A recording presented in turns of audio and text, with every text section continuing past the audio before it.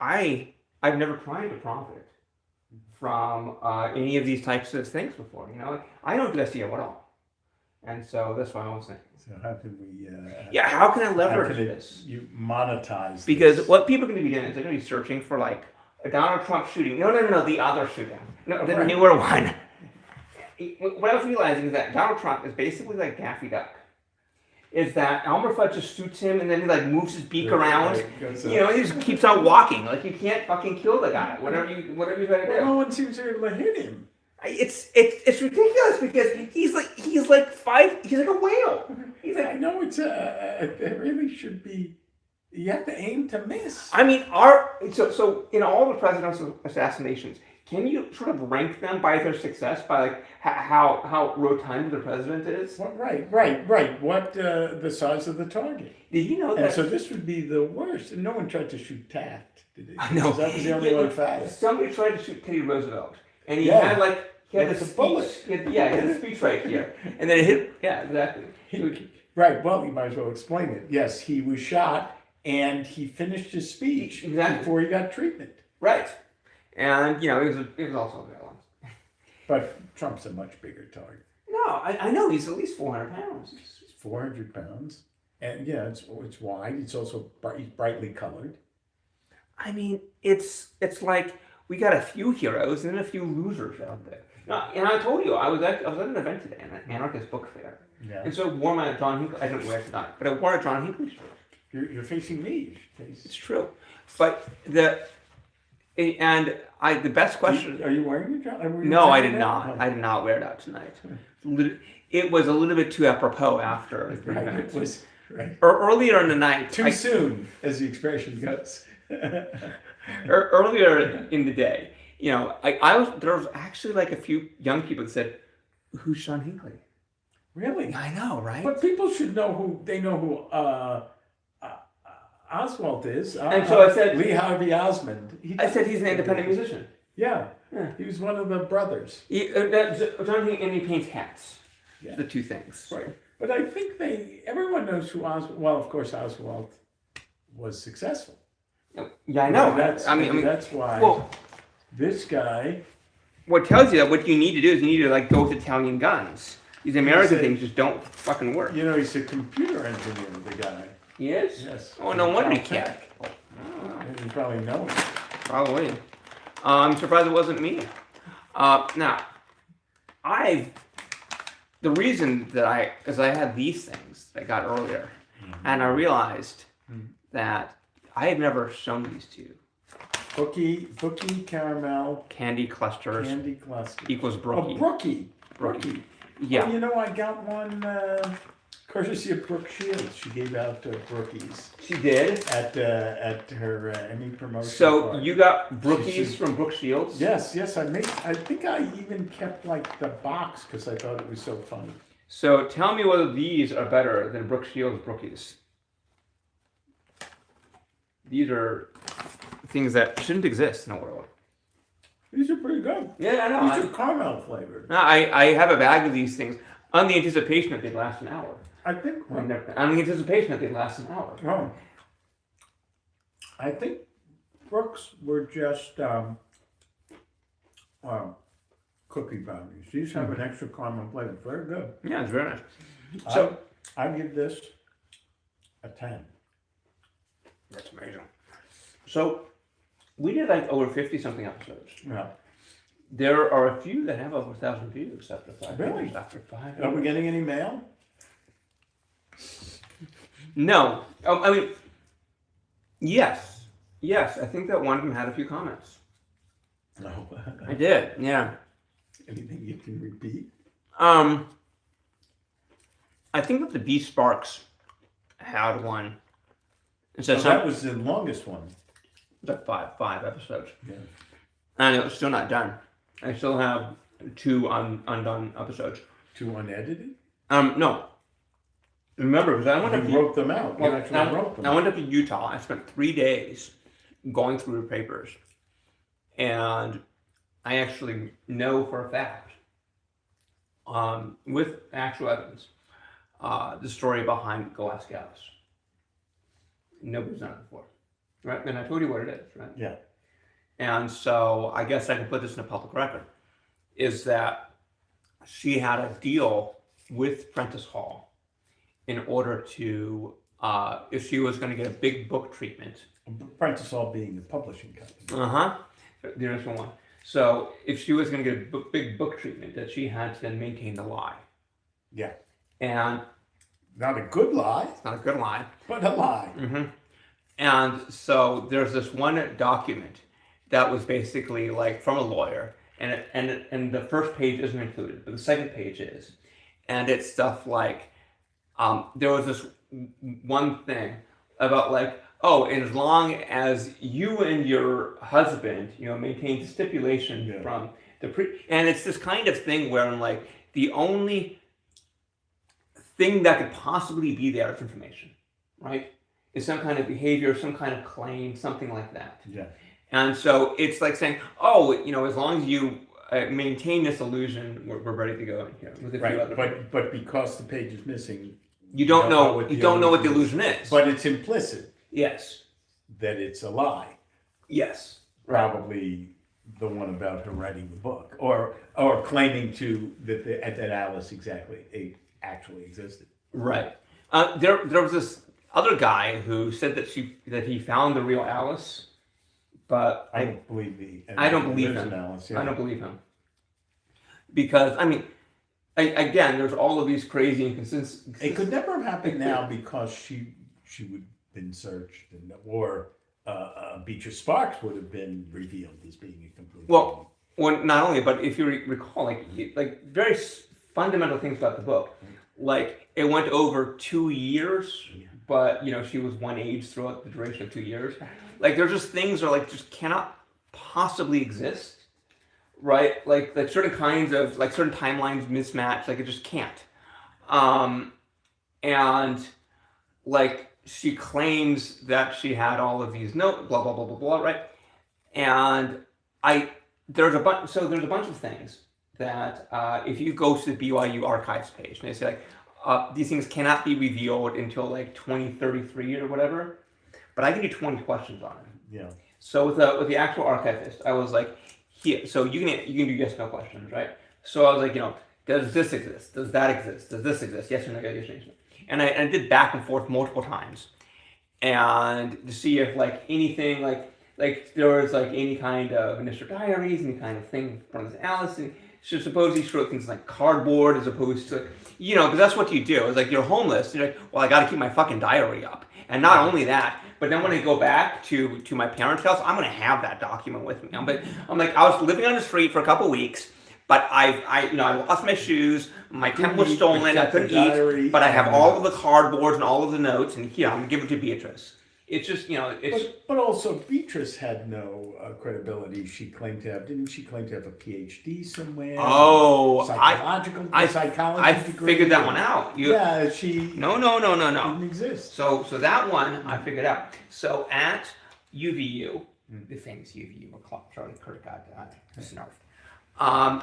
There is her husband was a industrialist, and he was honored in 1978 or 9 for his generous contributions to UVU, and he was given an honorary doctorate.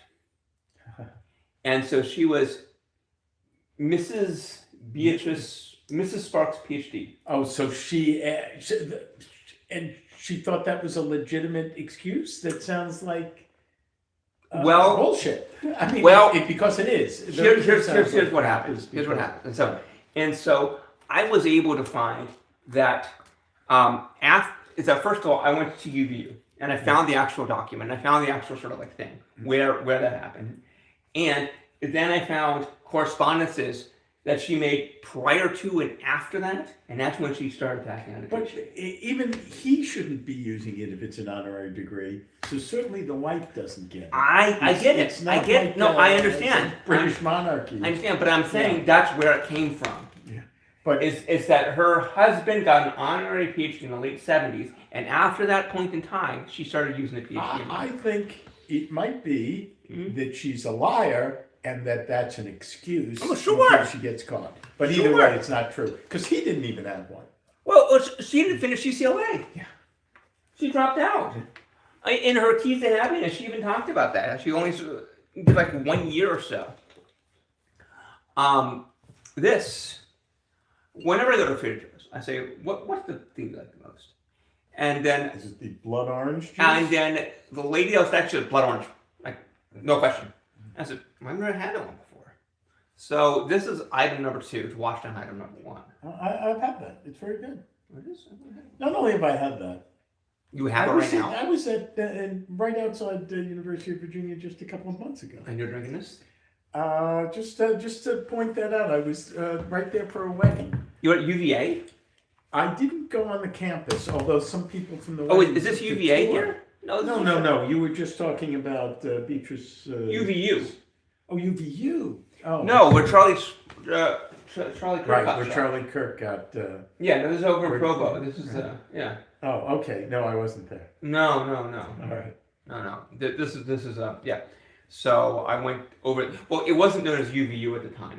It had a previous name that then was changed to. Salt Lake City Community College. No. This is Provo. Oh. So it was like I don't Provo know. Community College. I don't know what it was. Yeah. So that was and then there was also this.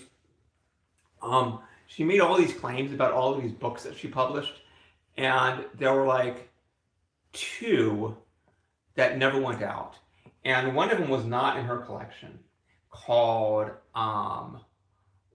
was called I don't know what it was. I have to look at my Maybe it notes. was something her husband read, But so she claimed to have written it. it never got published, Yeah. and it was written in their special collection had a copy of it. So I read it cover to cover, and also I was with the archivist, and they had misclassified it as being published at a certain time. I said, no, look at this paperwork, so I was able to correct it. So I did some real archival work, but it was called My Friends. What it was called, and it's based on apocrypha. So biblical apocrypha are these things that are outside of you as a Semite you would know this. So after the first half of the book, there's a second half called the New Testament. I never heard of this. Yeah, I know, it's crazy. And so the 4 Gospels, Mark, Matthew, Luke, and John, right, are seen as a canonical, sort of documentation of Jesus. However, there are other types of books, supposedly, that weren't included in there that have been argued over for 2,000 years, right? So some of them say Jesus had a brother, or they go about his childhood, or things like that aren't really there. We kind of pick up Jesus on the Mount. That was his first sermon. He's like 25 or whatever. So we don't really these things detail those early parts. And so in her book, it's stuff like Jesus having a friend and doing like you ever watch the Superman show? How they have like these. There's this episode where Superman's like a little boy and doing like all these marvelous things. Yeah, it's like that. The origin story. It's a fucking origin story about Jesus, about him like doing like fucking. It's Jesus fan fiction. It's Jesus fan fiction, and the thing is that as we know, Beatrice Sparks is Ghislaine Maxwell of the Morning Church. Right. So or Jimmy Savile. I don't know. I don't know. Jimmy I don't know who we want to call. I mean, she got the same kind of hair, but so you read this text, and it's like it reads like I am on some kind of porno site, right? But I mean, it doesn't actually use those types of things. It's stuff like he draped his arm over the boy, and romance novel. It is. It's a fucking romance. Chick lit. It's a chick lit, yeah. But it's almost like she didn't realize that she was doing that. She's like, oh, my loins feel so strange when I write. Like, it's just kind of like complete innocent. Like she doesn't even know what horniness feels like. She just, I think when I write and it's just pages and pages of this stuff, and you're like, this is gay porn between like teenage boys. That's just what it reads as. It really does. He did Ravelry. And the thing is that I took a picture of every damn sheet of that book. And so I have the book. I have a copy. right? So I was like, there's only one copy, and I have it in my hand. You have it on your phone. I have it on my phone, right? So I go back and I've read it many nights. Yeah, and so that was, and then there's some other thing that she did, and it's just like weird coloring books and just strange shit in her collection, wild stuff. I had these back and forth conversations with like the archivist for a couple weeks after that about all the stuff behind there. But yeah, and I mean the other one was Norman Vincent Peale, who had given up. Yeah. I've given up on that guy. That guy is just too much shit, man. There's too much stuff. It goes too deep, man. You know, that guy is like the Forrest Gump of like. No, He used seriously. to have a very popular radio show before either one of us were born. He had Right, and so essentially there was like these two like proto Rush Limbaughs, right? And it was like him and Charles Coughlin, but you have to look at it with respect to the modern conservative versus right. Like I pointed this out before in some of the shows 4 or 5 years ago, how William Buckley isn't Trump, right? Yeah. It's a different kind of conservative. It's Right. a chin stroking kind of like, I do truly mean small government. Yeah. You know, and you say, okay, well, okay. Well, one's a power grab and one is a Right. work for small. Like government. I disagree with William Buckley, Yeah. but I can respect him for his positions. Right, As and he opposed- also was telling his truth. Yeah, as opposed to like Pat Buchanan or something Yeah, like that, Or or it's just Donald Trump. insanity. Well, that's not even real politics. And so It's Coughlin is more just a lunatic. yeah, is Yeah. more lunatic. Yeah. Well, Norman Vincent Peale is more the William Buckley style. Yeah. I think. Well, he was also giving, whether it was good advice or bad advice, he was giving real life advice. I mean, Coughlin was. did I ever tell you? So one of the things that I did was because when you read these books, he published something like I think like 1.2 thousand books. Norman Vincent Peale did. It's either that or like 1.4 thousand. Yeah. No, it's. I mean, he did so many that when I've searched online, like how many books did he write? Do you think he actually wrote any of them? Good. Once you get up that high. Well, I'm Yeah. going to get to this in a few seconds. Is that I can't get a coherent number. The numbers range somewhere between mid 50s and low hundreds, maybe 120, 130, right? And I have a collection of in the 40s, all digital. So the thing is that like his early work, he worked with a guy named Blayton Smiley, who was a speech pathologist, right? And so that's where he gets his medical credentials from. He has a divinity school from Syracuse. That's why he's a doctor, because he's a divinity degree. Well, at least he got it instead of married someone. Right. Yeah. Well, but then he worked with a real medical doctor, but it was a speech pathologist, Yeah, which that's is not what you do with. It's not a physician. That's not an MD. Well, not only that, but it's not somebody who recommends you on your life choices, right? Yeah. Completely unrelated. So. Oh, that's right. He did bill himself as Dr. Norman Vincent Peale. Right, Doctor. Yeah. And so, Blanton Smiley goes back to the 20s or so, so he's a bit older. And he did a bunch of things about enunciation. It was eugenics adjacent. So as I said before, there's two sides of eugenics. There's like the behavior-based ones, and then there's the like white people only on the top. And so he did behavior-based eugenics. And then he pivoted in the mid-30s to do some of these more religious behavior-based eugenics. They ran the medical organization out of the back of his church in New York City. And after the funniest thing is that after he got his divinity degree from Syracuse, he then moved out to Los Angeles and he practiced in Echo Park for a bit. And it was right next to As a speech therapist. No, in the late 1920s, there was that female, that female fraudster. Yeah, right, What was right, her right. name? What's her Um, name? She had three names as they Yeah. always do. But let me, yeah, Right. we won't be able to get it. Yeah. But she was one of those. What was it? Was it a revivalist? Evangelicals? No, Evangelical? it's more specific than that. Oh yeah, she was. They're like the snake charming ones. Yeah. So that form of Christianity, and she was the sort of very first celebrity, right? Very first kind of radio religious celebrity, right? Yes. And her church still exists. If you go back to Echo Park Lake, and across there's this sort of a rotunda, and that rotunda was her church. Oh. And it still is today. I think it's Baptist tonight or something. Mary. No, we're not going to get that thing. All right. So at that point, and then she ended up doing some kind of crazy fraud where she disappeared, where she pretended that she drowned or something like that. Then she disappeared, and people were looking for her for months, right? And it turns out that she was in Carmel by the Sea the entire time. But she claimed that but it was infidelity, right? Yeah. So she was just whoring around.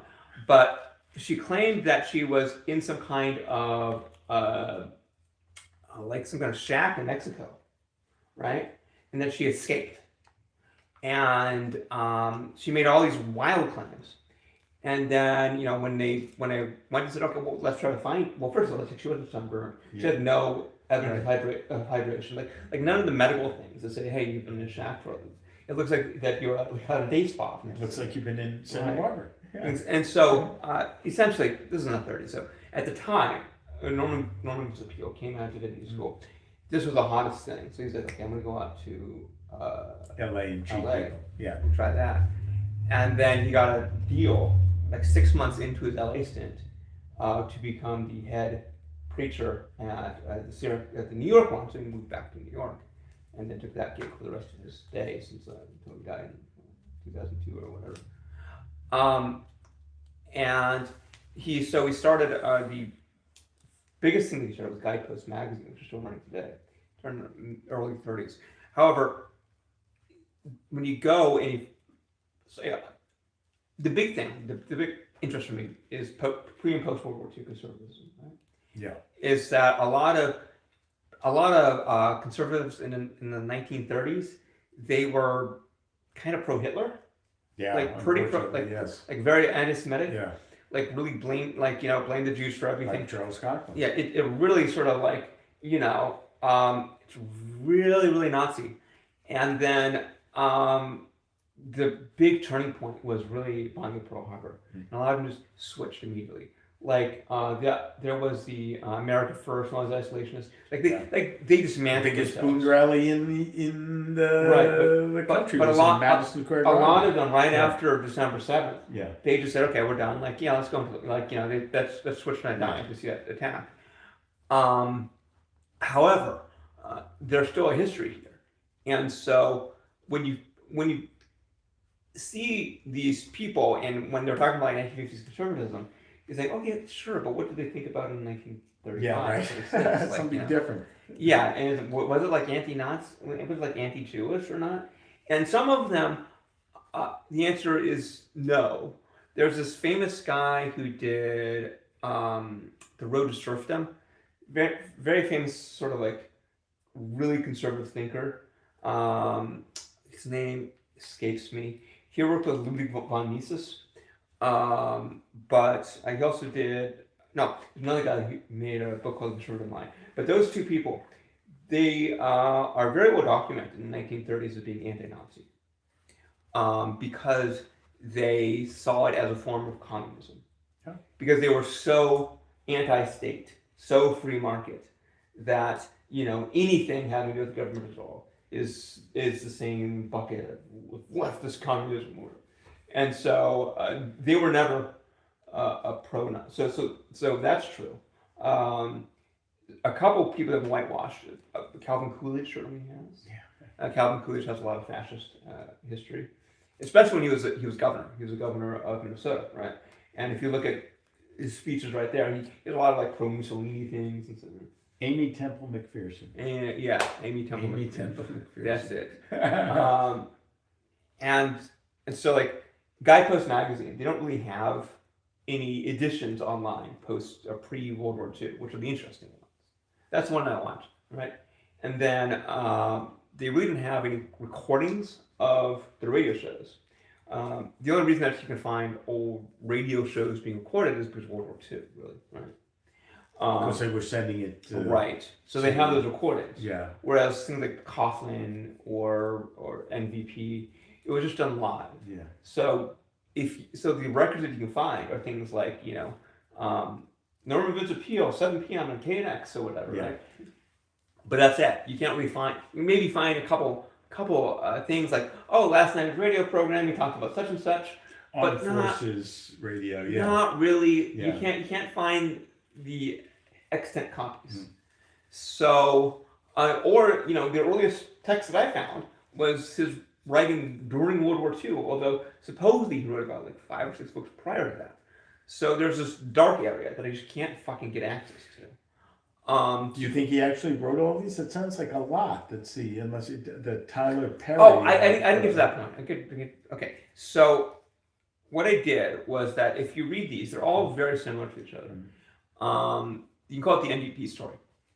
Essentially, what he does is he introduces. I know this very famous person in some walk of life who uses this biblical behavior to make his life better. So it's stuff like, oh, he writes down his favorite Bible verse, he puts it in his wallet every day, and then a few times throughout the day he opens up his wallet so he can read Matthew chapter 3 or First Philip, and then he's a very successful man. Or something like that, or I knew this one, and he had a very misbehaving child, and blah blah blah, and then he sat him down one night, and he said, "Son, we're going to read the Bible tonight." And then and then the son then made miraculous recovery, and now he's off to a very prestigious university, and it's this kind of thing where nobody was ever fucking named, right? And you're reading it, and it's just the most absurd stories of nobody's doing this. This is ridiculous. But the thing is that he always used these Bible verses and then and he used first Mark chapter 5 verse blah blah blah blah blah blah. It's okay, cool. Well, then what you can do is that you can search all of his text and say, did he use the same verses over and over and over again? Because all it is these little vignettes, blah blah blah blah blah blah blah. And I think to myself, well, all you got to do is just change these vignettes a little bit. Yeah. So it's not. So you can write this stuff really fucking fast. That's what I'm saying, right? This is done like dime store novel. Well, but maybe all he needed was a typist. That's it. Yeah. Yeah. There's nothing really doing anything. Yeah. There's nothing really profound about it. Yeah.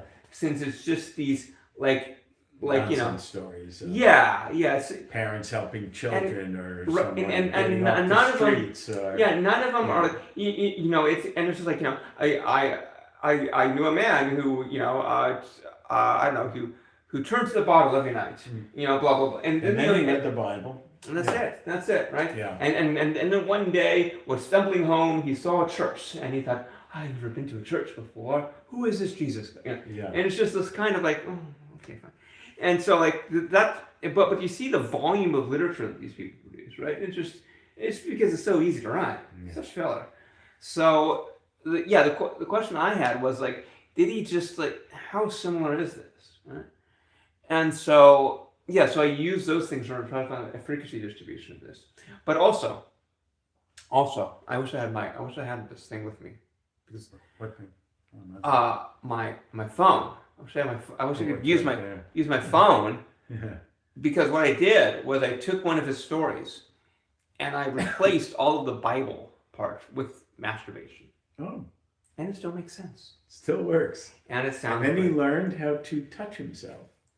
Yeah. And one day we'll actually be presenting that, I'm sure. And he felt that was better than drinking. Did you want to get a cup and try this thing? Then Oh, we can all do right. this. Let me get some. And then we can end this thing and then see the one of you all get in the next six years. He's walking away. Should we get ice? I don't know. We've been on for 30 minutes. Let's try it. Neat.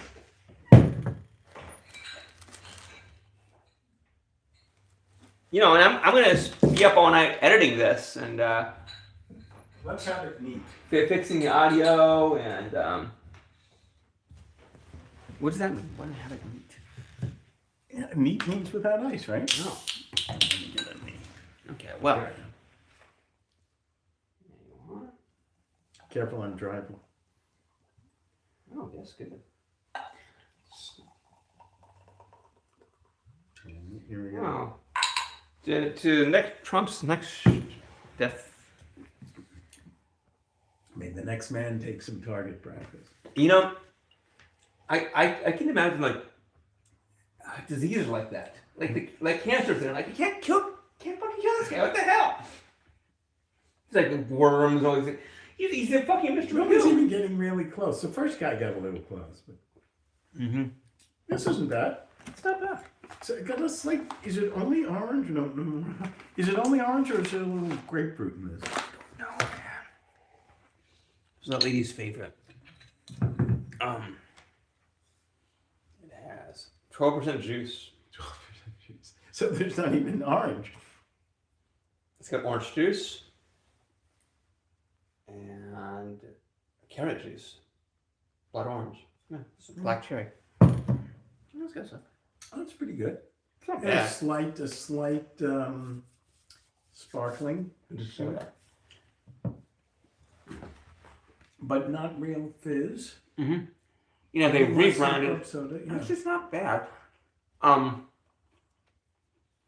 it says the entire container is 220% of your daily sugars. Okay. 220% of what? Daily sugars.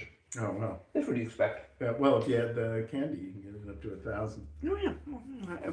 I need to die sometime. Anyway, It's pretty good. I'm gonna end this thing. I'm gonna All right. show you the little documentation. How do I do this thing? I know, right? How do you end? Welcome to chat. Just this? Yes.